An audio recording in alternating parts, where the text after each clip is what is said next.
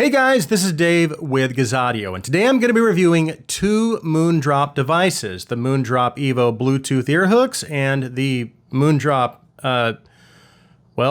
phone.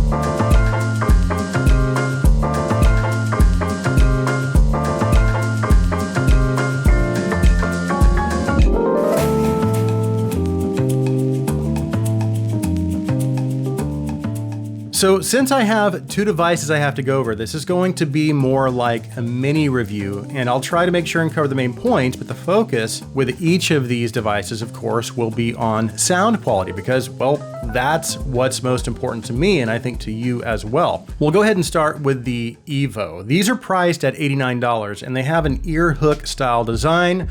On the earpiece side, the connectors are the 0.782 pin style connectors, so you can use them with all of your 2-pin IEMs, which is quite cool. Now it features Bluetooth 5.2, and I have to say, while I didn't have any issues with the initial setup and connection, unfortunately I did notice that the connection wasn't super reliable and that the range was somewhat limited because I did lose the connection several times when I would get maybe more than 25 feet away, or if there were walls between me and whatever device I was connected to. But as long as I stayed close or I had my phone in my pocket, I usually wouldn't experience connectivity issues at all. On the inside, the Evo uses two ES9318 DAC chips, one in each ear hook, and of course it has a built-in battery in each ear hook that gives you about 2 hours of playback time with each charge. I believe the ear hook batteries are about 120 milliamps if I'm not mistaken, and then the battery in the charging case is about 1050 milliamps. So that's not great, but I guess it's fine as long as you're not planning on being out for too long. And in regards to Bluetooth codecs, it does not support LDAC, but it does support aptX HD, aptX Adaptive,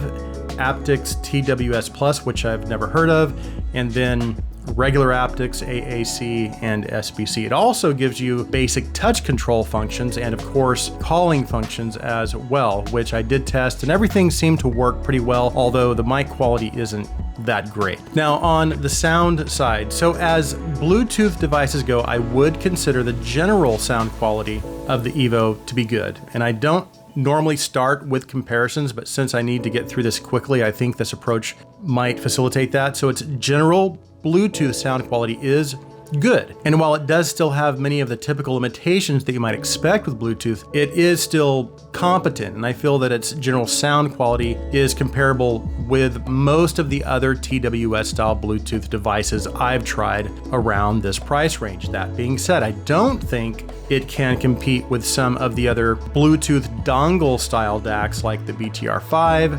BTR15, or even the older Qdelix 5K. And then you have the more expensive devices like the BTR7 and iFi Go Blue, those are really, really good devices. So this will not perform at those levels in my opinion. Now, what I do think these are comparable to are the FIO UT-WS3 and the TRN BT30s. I think it's probably also comparable with the Moondrop Little White. And what this brings to the table again is versatility, in that I can connect it to any of my 2-pin IEMs. Now, am I going to pair this with my Hakuyas or my Monarch MK2s or even something like my Studio 4s or SA6 MK2s and expect them to perform at their maximum capabilities? Of course not. But the reality is I can, if I want to, I can pair it with those. But the reality is most consumers aren't going to be purchasing the Evo to pair with more expensive IEMs. That being said, I did pair it with the Origins, the Aria 2s, the Karas, Chopins, the EA1000 formats, and probably 15 other IEMs that, while I'm still not sure the Evo necessarily brought the best out of them, it certainly sounded very good, as I would expect. But let's break it down just a little bit. So how does it sound? Well, for the most part, it is linear, so I don't really pick up on too much coloration, which is good because it doesn't affect the sound signature of my IEMs. It also gives me pretty decent levels of detail. And again, while I'm not sure it allowed IEMs like the Chopin or the Origin to give me their best in terms of detail, it was certainly enough for me to enjoy the music, and it definitely paired well with all of my budget IEMs. That being said, even though I was using the aptX HD codec, I still felt like I wasn't getting as immersed in the music as I normally would with better wired sources. To be a little more specific, just the general technical performance, so soundstage, instrument separation, and resolution. It was okay, but I know that the Origin and Chopin are capable of giving me more. And again, the same goes for resolution, detail, and micro detail. Again, while it was fine when paired with some of my budget IEMs, when I paired it with some of my higher end or more detailed IEMs, I didn't really feel like they were giving me their best in terms of resolution and just overall performance. All that said though, the Evo is going to give you good sound. And again, I do like that it has the versatility of the 2-pin connectors.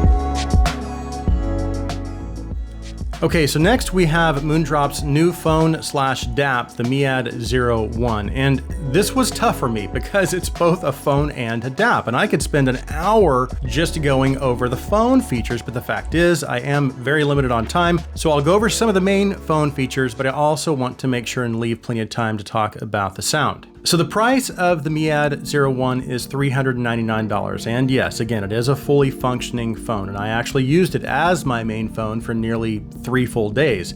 And it worked great. As soon as I put my SIM card in, I immediately had phone service and 5G data, both of which worked quite well. I never had one dropped call, and the overall call quality was actually pretty good as well. And the stock messaging app worked perfectly. All the wireless connections as far as Wi-Fi, Bluetooth, they all worked well. And I actually paired this with the Evo and took it on a couple of walks, and it worked perfectly fine. Now, I want to do a quick rundown of the hardware and software, and I'm going to have to talk fast. It has 12 gigs of RAM, and it uses a MediaTek 7050 octa-core processor. It also has 256 gigs of internal storage, plus a micro SD card slot that will accommodate up to 2 terabytes of expandable storage.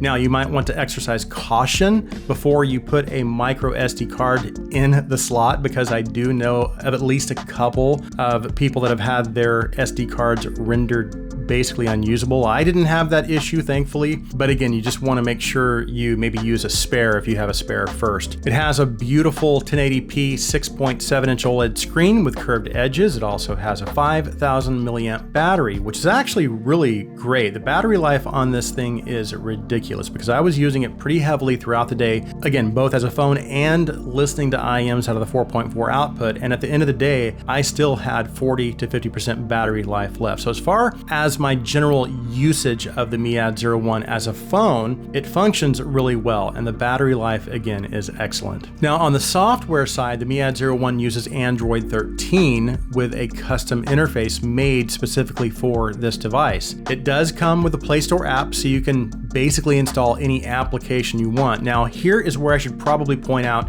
that I had some issues with Google Pay. Basically, I couldn't get it to work, but all the other apps that I use normally worked fine. Now, I also had some issues with the camera and just with general video quality. And yeah, they do have some issues that need to be addressed with the camera for sure. Just know that if you decide to purchase this as a daily driver and that's important to you, you may want to just take that into consideration. And finally, I want to quickly go over the outside physical features. First, I do like the design, but the build quality honestly is just okay. It's about what you might expect with a budget phone. The screen is really nice, but again, the rest of the body is basically just plastic. On the side, you have your power and volume button. On the bottom is your Type-C input, SIM card, and micro SD card tray. And then on the top is your 3.5 single-ended and 4.4 balanced outputs. Now, as far as the type of amp and DAC chips and power output this has, unfortunately, Moondrop does not disclose that information. However, I did come across some photos of a teardown, and based on what I saw in those photos, it looks like they use two CS43131 DAC chips. But what was harder to determine was the power output other than the voltage. The 3.5 gives you 2 volts RMS and the 4.4 gives you about 4 volts. So that's good. So I guess this is probably a good spot to segue into the sound. So in terms of drivability, I can tell you that I had absolutely no problem driving all of my full-size headphones to high listening levels. And of course, it drove all of my IEMs with ease. And just to give you an idea of how much headroom I had with some of my headphones, when I was listening to my LCD3 2022s, 80 to 85% was uncomfortably loud, and I settled on about 70%. And these have an impedance of 110 ohms with a sensitivity of 101 dBs.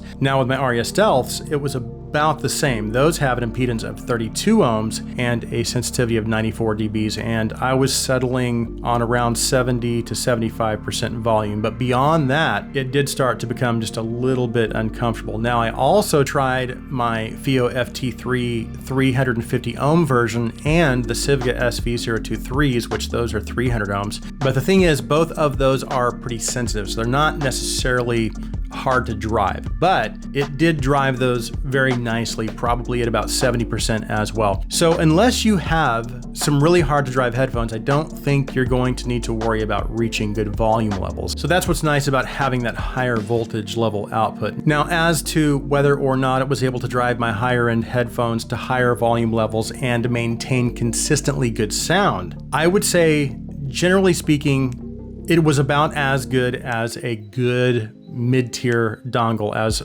far as dynamics, technical performance, and resolution with full-size headphones. And I compared it with about 20 dongles ranging from my Dawn Pro, Space Lite, all the way up to my FIO K17, Moonrop 2 Ti, and the Hibby FC6. So in my opinion, it performs about on par with, again, the mid-level devices like the K5, Dawn Pro, GoLink, the Snowy Night, and even some of the smaller entry-level DAPs like the Channeling MO Pro and the Hibby R3 II. And I would say I felt about the same as far as its overall performance with IEMs. Again, with IEMs, it was about as good as most of my mid-tier dongles. And while I do think it came close to some of my other top dongles like the FIO K17 or the Moonrop 2 Ti, again, especially with IEMs, I still think it fell just a little short in terms of dynamics, detail, and resolvability compared to those. And I also have the new Hibby R4, which is a pretty impressive little DAP. And when I paired the R4 with some of my higher end headphones and IEMs, it just seemed to give me a little more in terms of resolution. And while I know it wasn't necessarily pushing them to their full potential, I do feel like it was getting closer than the Miad01. And then one last thing, I did test the Miad01 for background noise with my 2020 Andromedas, and I was picking up on just a small amount of digital noise, but not amplifier noise. And I only heard the digital noise when I was actively scrolling through an app. And then once I stopped, the noise would stop as well. And then once the digital noise stopped, the background noise was basically black and noise free. So here are my final thoughts on the Miad01. I don't think Moondrop's goal was to create a phone/DAP that provides end game level audio performance. I think the goal was to provide an alternative to having to carry around a phone paired with a dongle, or even something larger like the FiiO Q11, or worse yet, carry around a phone and a DAP. So I think the ultimate goal is convenience. It's to provide a device that can give you smartphone functionality, so it can basically do everything your average smartphone can do. And again, not necessarily provide amazing audio performance, but it can give you very good audio performance, certainly good enough to pair with a nice set of entry or mid-tier IEMs or full-size headphones. I mean, you can pair it with whatever you want, but I think you just have to set your expectations accordingly. At the end of the day, though, I have to give Moondrop major props for making this available as an alternative for audio enthusiasts. And I really do feel like the idea or concept was really well implemented for the most part, and I think they priced it just about right as well. Does it have issues? Yes, but I think most of those issues can probably be sorted out with software updates. Of course, the camera hardware can't be replaced, but otherwise I think it's well made. And again, I'm just glad that Moondrop took the risk and created the Miad01, because now at least I have a choice. And if I need to travel light and I don't want to have to deal with a secondary audio device, all I need to do is grab this and a pair of IEMs or headphones, and I'm on my way. And I know that I'm going to be perfectly happy with the audio quality that this provides. So that concludes my reviews of the Moondrop Evo and Miad01. If you're new to the Gazaudio channel and you like our videos, please take a minute and hit that subscribe button. And if you want to go a step further, you can also support us through our Patreon. I'll be sure and leave a link in the description. Thank you guys so much for taking the time to watch this video. Please like this video. Please share this video. I hope you guys have an awesome day.